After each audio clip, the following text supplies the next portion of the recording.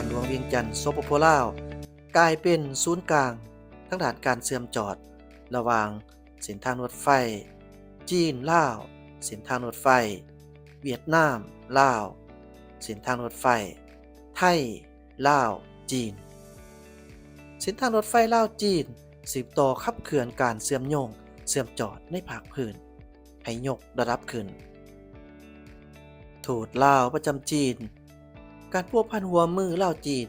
อยู่ในระยะที่ดีที่สุดของการพัวพันในประวัติศาสตร์ระหว่างลาวและจีนแต่นครหลวงเวียงจันทน์กลายเป็นศูนย์กลางเชื่อมจอดระหว่าง3ศาสตร์ลาวจีนเวียดนามลาวแล้วก็ลาวไทยเส้นทางรถไฟลาวจีนสืบต่อขับเคลื่อนการเชื่อมโยงเชื่อมจอดในภาคพื้นยกให้เห็นถึงระดับที่ดีขึ้นในวังโมโมมานี่สปป.ลาวประกาศว่าเส้นทางรถไฟระหว่างนครหลวงเวียงจันทน์ของสปป.ลาวหาท่าเรือวังอ่างของโซเวียตนามจะลงมือก่อสร้างในปี 2026 และจะเปิดให้รถแล่นในปี 2030 เส้นทางรถไฟที่มีความยาว562 กิโลเมตรเส้นนี้จะสร้างเส้นทางไปสู่ท่าเรือนำเลิกหน่วยกงเส้นทำอิฐของสปป.ลาว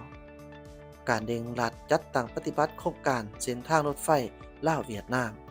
เป็นการแสดงให้เห็นโดยกงที่เส้นทางรถไฟลาวจีนสืบต่อขยายประสิทธิผลและสุกยู่การยกระดับทางด้านการเชื่อมโยงเชื่อมจอดในภาคพื้นในฐานะเป็นโครงการสัญลักษณ์แห่งการร่วมมือก่อสร้าง1แล้ว1เส้นทางรถไฟลาวจีนถือเอานครหลวงเวียงจันทน์เป็นใจกลางทางทิศเหนือเชื่อมโยงกับจีนทางทิศตะวันออกเชื่อมโยงกับเวียดนามและทางทิศใต้ขยายไปสู่ไทยและหลายๆประเทศในอาเซียนซึ่งบ่เพียงแต่ใดเปลี่ยนแปลงวิธีโคจรแห่งการพัฒนาของเราเท่านั้นยิ่งกลายเป็นหัวจักรขับเคลื่อนที่เข้มแข็งที่ส่งเสริมความเจริญรุ่งเรืองร่วมกันของประเทศอ้อมข้างนับตั้งแต่เส้นทางรถไฟลาวจีนเปิดให้รถแล่นเป็นต้นมาก็ได้เป็นการสิ้นสุดประวัติศาสตร์ที่บ่มีเส้นทางรถไฟที่ทันสมัยของลาวอย่างสิ้นเชิงเฮ็ดให้ประเทศลาวจากประเทศที่บ่มีทางออกสู่ทะเลได้กลายเป็นประเทศที่เชื่อมโยงเชื่อมจอดกับภาคพื้นและสากลนับตั้งแต่เปิดให้รถแล่นเป็นต้นมาเส้นทางรถไฟลาวจีนได้ขนส่งสินค้าหลายกว่า80 ล้านตนในนั้นได้ขนส่งสินค้าข้ามชาติหลายกว่า180 ล้านตนประเภทสินค้าได้ขยายกว้างออกฮอดหลายพันชนิดและปกคลุมตลาดอยู่หลายประเทศซึ่งได้สุกยู่การพัฒนาเศรษฐกิจสังคมในภาคพื้นอย่างแข็งแรงนิคมอุตสาหกรรมที่อยู่เรียบตามเส้นทางรถไฟลาวจีนแม้นได้รับการสร้างตั้งขึ้นอย่างเป็นลำดับการท่องเที่ยวโลจิสติกอุตสาหกรรมการปรุงแต่งมารวมตัวและซุ้มใส่การพัฒนาได้สร้างโอกาสประกอบอาชีพจำนวนหลวงหลายและได้เฮ็ดให้เศรษฐกิจลาวเติบโตอย่างมั่นเที่ยงผลประโยชน์ทั้งด้านพื้นฐานโครงสร้างบทเรียนทั้งด้านการบริหารคุ้มครองและประสิทธิผลทั้งด้านการตลาดจากเส้นทางรถไฟลาวจีนได้สนองสิ่งค้ำประกันที่มั่นแกนให้แก่การวางแผนการกะเกียมและการจัดตั้งปฏิบัติเส้นทางรถไฟ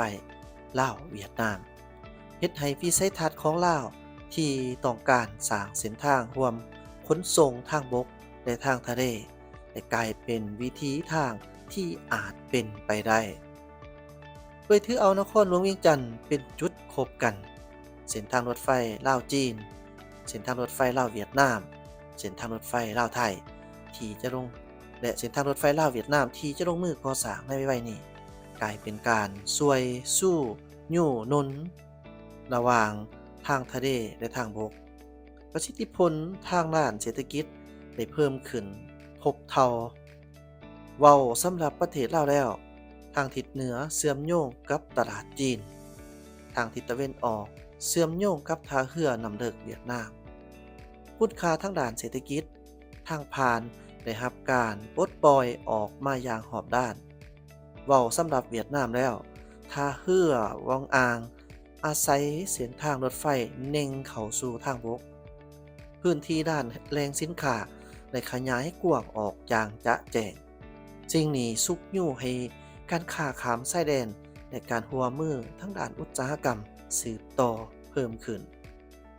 ประสิทธิผลทั้งด้านเศรษฐกิจของเส้นทางรถไฟลาวจีนได้ปุกทะลุผ่านเส้นชายแดนของสองประเทศกลายเป็นสายผ่านใจกลางแห่งการเชื่อมโยงเชื่อมจอดในภาคพื้นอาซีตะวันออกเฉียงใต้ผ่านการเชื่อมจอดอยู่สถานีรถไฟเวียงจันทน์ใต้เส้นทางรถไฟได้เน่งไปสู่ไทยโดยกงกลายเป็นเส้นทางขนส่งร่วมระหว่างจีนลาวไทยซึ่งได้กระตุ้นความสามารถบ่มสอนในการพัฒนาอยู่อนุภาคพื้นแม่น้ำคองเส้นทางรถไฟขับเคลื่อนให้โลจิสติกการปรุงแต่งการท่องเที่ยวการค้าอิเล็กทรอนิกส์ข้ามชาติและอุตสาหกรรมอื่นๆเต้าร่วมกันซุกยู่ให้สินค้าจากไทยมาเลเซียสิงคโปร์และประเทศอื่นๆส่งต่อผ่านประเทศลาวและลดต้นทุนการจราจรสินค้าของทั่วภาคพื้นสวยอาเซียนเชื่อมเข้ากับตองโซการสนองของทั่วโลกอย่างลึกซึ้งในขณะเดียวกันการไปมาหาสู่ระหว่างประชาชนและการแลกเปลี่ยนทั้งด้านวัฒนธรรมเป็นประจำได้เฮ็ดให้ความไว้เนื้อเชื่อใจและการร่วมมือระหว่างประเทศต่างๆลึกซึ้งกว่าเก่าได้สร้างพื้นฐานทางด้านจิตใจของประชาชนอย่างแน่นแฟ้นให้แก่การร่วมมือแม่น้ำลานสร้างแม่น้ำคองและการสร้างประชาคมร่วมชะตากรรมจีนอาเซียนเส้นทางรถไฟลาวจีนได้พิสูจน์ให้เห็นด้วยการปฏิบัติตัวจริงแล้วว่าการเชื่อมโยงเชื่อมจอดแม่นเส้นทางเดียวที่จะเอาชนะความยุ่งยากทางด้านการพัฒนาและบรรลุการร่วมมือแบบต่างฝ่ายต่างก็ได้รับผลประโยชน์การสุกยู่การก่อสร้างเส้นทางรถไฟลาวเวียดนามบ่เพียงแต่เป็นประวัติศาสตร์สำคัญในการพัฒนาของลาวเท่านั้นยิ่งเป็นการขยายประสิทธิผลทางด้านเศรษฐกิจของเส้นทางรถไฟลาวจีนในอนาคตเคียงคู่กับเครือข่ายเส้นทางรถไฟ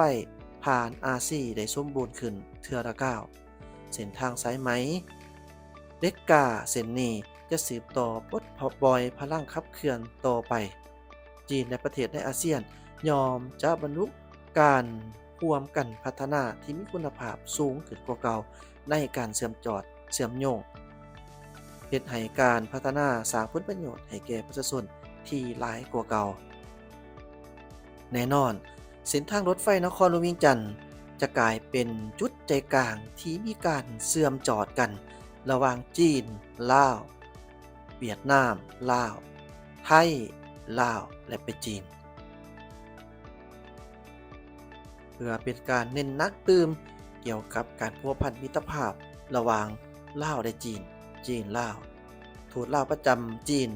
การพัวพันร่วมมือระหว่างลาวและจีนแม่นว่าอยู่ในระยะที่ดีที่สุดของการพัวพันในประวัติศาสตร์ระหว่างลาวและจีนเนื่องในโอกาสวันสร้างตั้งสายพัวพันทางการทูตครบรอบ65 ปีลาวจีนจีนลาวฐานสมพรศรีเจริญเอกอัครราชทูตสปปลาวประจำสปปจีนได้ให้สัมภาษณ์ต่อนักข่าว CMG เกี่ยวกับการสร้างผู้ร่วมชะตากรรมลาวจีนก็คือการพัวพันร่วมมือระหว่างลาวและจีนโดยกล่าวว่าการพัวพันร่วมมือลาวจีนได้รับการพัฒนาเกินว่านับมือนับมีความหนักแน่นมีท่วงท่าใหม่มีคุณภาพใหม่เกิดดอกออกผลและอยู่ในระยะที่ดีที่สุดของการพัวพันในประวัติศาสตร์ระหว่างลาวและจีนพวกข้าพเจ้าจะสืบต่อปกปักรักษามรดกที่การนำคุณก้อนๆได้พร้อมกันสร้างขึ้นพร้อมกันปกปักรักษาและเสริมขยายให้นับมือนับแตกดอกออกผลยืนยงกับสองศาสตร์พวกเฮาตลอดไปสำหรับการพัวพันลาวจีนลาวดังที่พวกเฮาได้ฮู้นำกันนั่นแหละลาวและจีนเป็นประเทศบ้านไกลเอิ้นเคียงที่มีสายผู้สายน้ำติดจอดกันเคยมีมิตรภาพมาแต่รุ่นยาวนานแล้วก็ให้การสนับสนุนช่วยเหลือกันในภารกิจต่อสู้โกษาในเมื่อก่อนก็คือภารกิจ การปกปักรักษาและสร้างสรรค์พัฒนาประวัติศาสตร์ในปัจจุบันและภายหลังที่ลาวและจีนได้สร้างสายผูกพันกันทูตในวันที่25เดือนเมษายน1961ซึ่งพวกเขาก็ถือว่าอันนั้นเป็นขีดหมายสำคัญทางด้านทางด้านประวัติศาสตร์ในการพบพันหัวมือระหว่างสองประเทศจากนั้นมาการพบพันสองประเทศก็ได้รับการพัฒนาและนับมือนับก้าวเข้าสู่ลงลึกโดยได้รับการเอาใจใส่และการสี่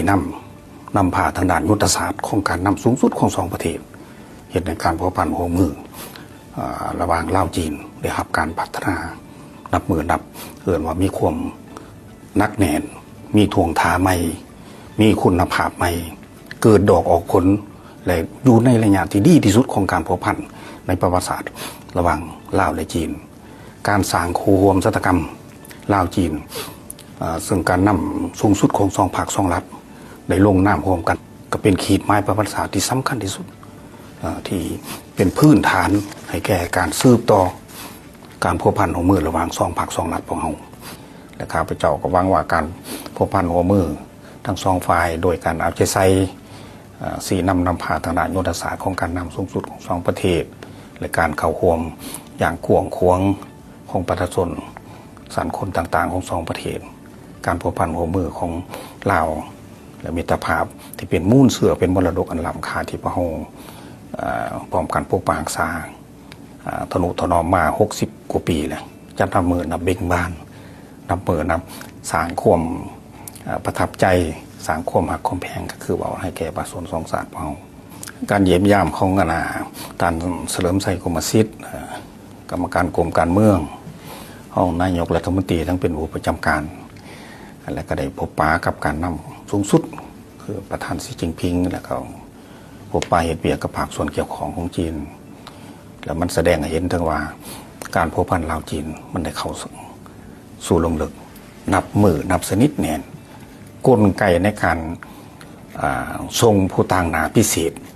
ของการนำสูงสุดของสองพรรคไปมาหาสู่แล้วก็แจ้งสภาพหรือว่าความคิดความเห็นทิศทางอันสำคัญของพรรคนะมันแสดงให้เห็นถึงว่าการพัวพันเพราะมีความไกลชิดมีความเสื่อมั่นกันในระดับสูงทางด้านการเมือง